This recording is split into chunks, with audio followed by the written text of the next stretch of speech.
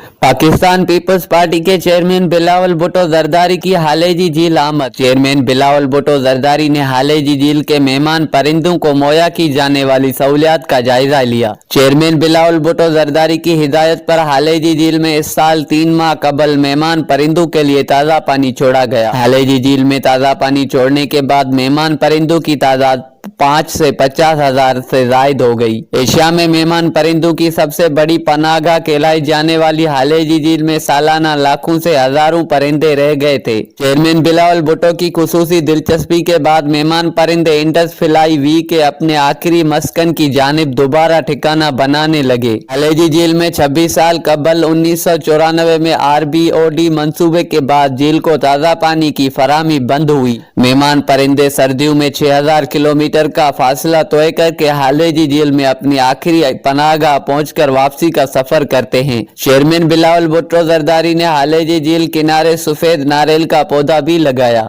हालेजी झील के अतराफ 18 किलोमीटर पर मेहमान परिंदों के लिए दरख्त भी लगाए गए हैं। हालेजी झील को 1976 में रामसर साइट जबकि 1977 में जंगली हयात के महफूज पनाहगाह करार दिया गया था। ड्यूक ऑफ एडिनबर्ग ने 1982 में हालेजी झील के इंफॉर्मेशन सेंटर का इफ्तिताह किया था।